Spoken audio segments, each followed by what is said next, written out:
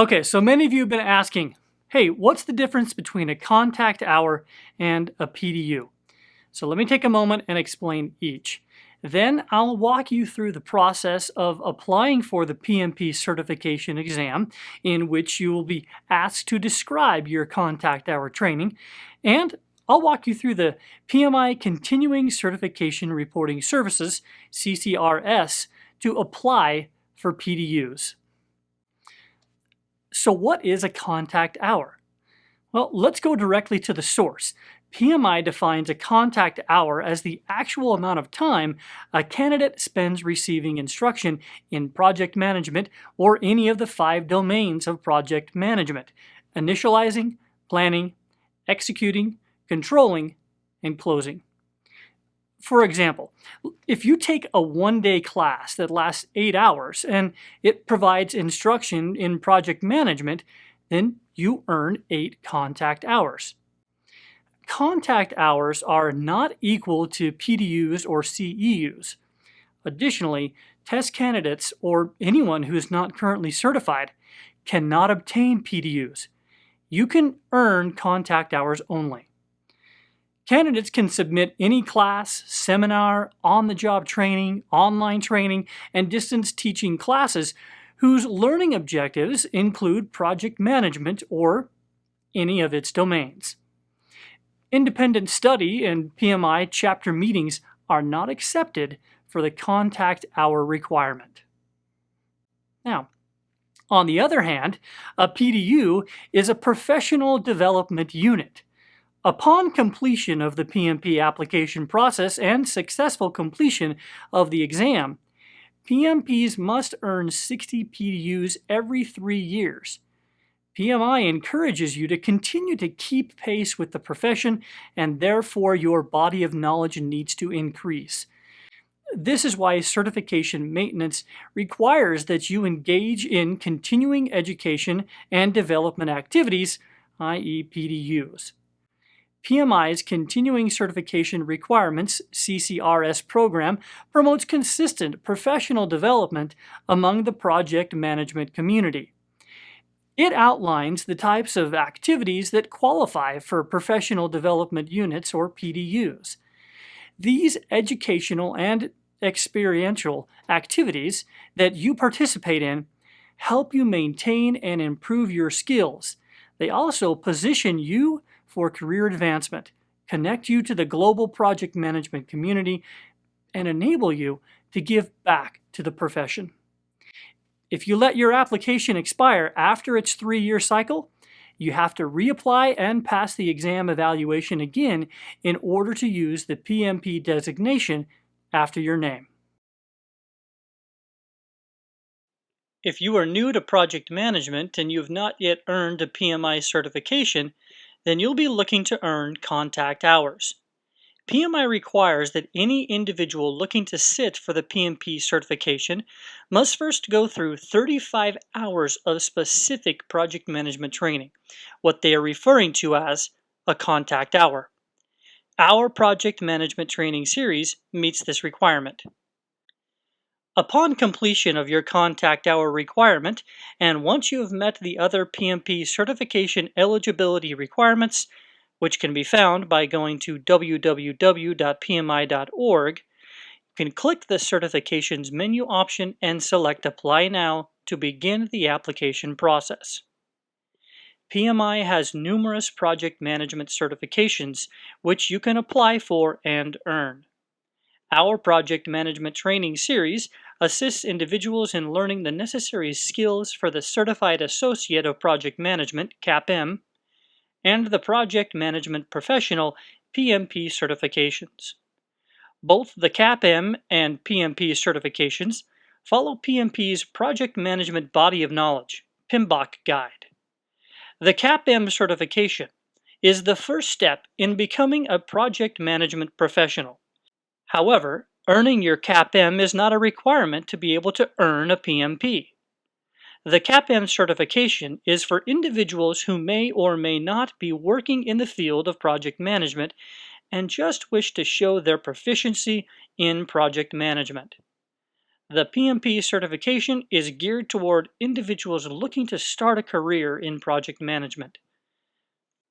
To start the PMP application process, click the Apply Now button from the www.pmi.org Certifications menu. From the Certification Program page, select the exam that you wish to take. For the purpose of this demonstration, we're going to take the PMP certification exam. There are 3 simple steps to the application process. Step 1 is to complete the written application. Here you will provide your personal information and education experience. The next part of Step 1 is to complete the requirement worksheet. This is where you will indicate specific PM work experience and project management education. In other words, our project management training series. Once you've completed the requirement worksheet, next you can choose to specify some optional information, such as a primary referral and whether the training you received was provided by a PMI chapter. Next, provide your name exactly how you'd like it to be printed on your PMP certificate. Now, this does not need to match your government-issued ID. The last 2 parts of Step 1 are to review and agree to the PMI certification terms and conditions, and finally, review and submit your application. If for any reason you're not able to complete the entire application process at one time, don't worry. The system will automatically save your application progress and you can leave and come back at any time. Step 2 of the application process is to schedule and take your actual exam. Once you've completed your exam, you can review your exam results in Step 3. That's it. Good luck on the exam.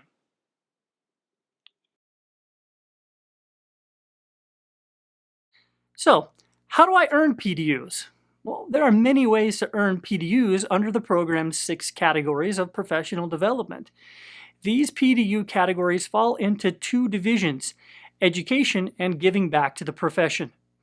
In this presentation, we're only going to focus on the first division, education.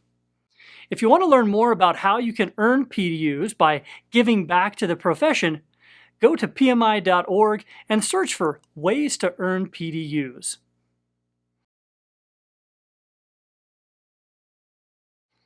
Students can follow these 5 simple steps to report PDUs to maintain your project management professional, program management professional, PMI Agile certified practitioner, PMI risk management professional, or PMI scheduling professional certification. Individuals must report all PDUs before the end of their 3-year cycle to maintain an active certification status. Consult your certification handbook for all documentation, requirements, and be sure to keep this documentation on file in case of audits by the CCR department. To begin, go to PMI.org and log in. Once logged in, under the Certification tab, click Maintain Your Certification. This page provides information about PMI's Continuing Certification Requirements program. From there, click the Report PDUs button. Now in the top left corner, which will take you to the Online Continuing Certification Requirements System, known as the CCRS, CCRS is the official online resource for claiming, tracking, and maintaining your PDUs. You can also access this page by clicking on the CCRS link in the City Vacation Status, which is in your My PMI dashboard. Now, if you've already logged into PMI, then you're ready to begin. All your login information will be automatically transferred into CCRS. If you did not log in to PMI.org, you must log in to CCRS before submitting claims.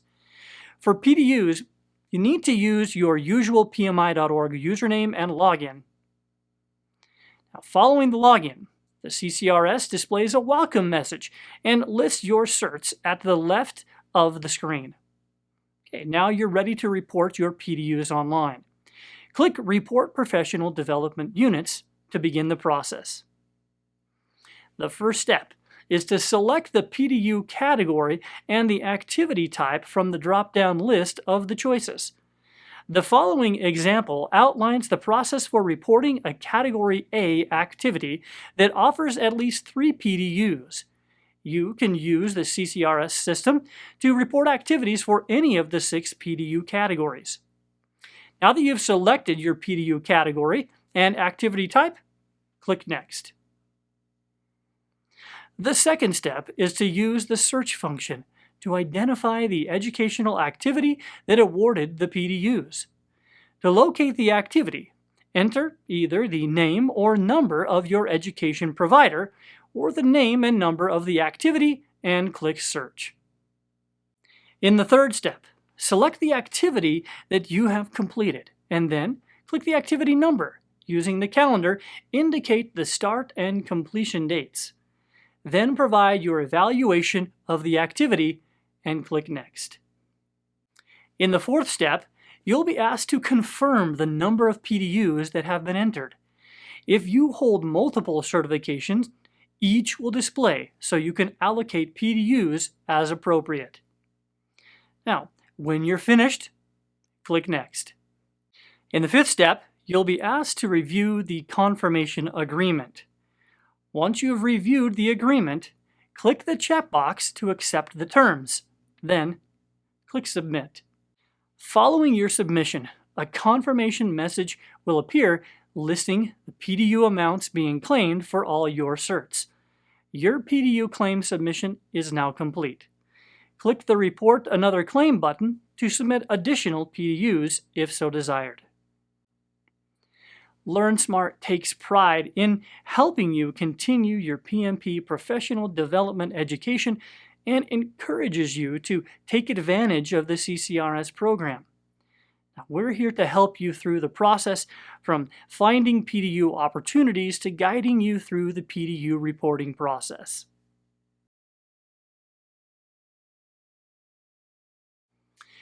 Once you've earned and reported the required amount of PDUs for your certification, you'll need to complete the certification renewal process. You can access the renewal steps by clicking on the Renew My Certification link displayed in the My PMI Certification Status dashboard. This link only appears after you have earned and reported your required PDUs. You can also access the renewal steps from the CCRS page by clicking on Renew a Certification. PMI will also send you an email about the renewal process for your convenience. Complete the online form. Next, reaffirm your adherence to the PMI Code of Ethics and Professional Conduct and the certification agreement, then submit the renewal fee. Once the process and payment are complete, your status will be updated in the My PMI Certification Status dashboard. Review the supplemental material and course bookshelves for additional certification resources.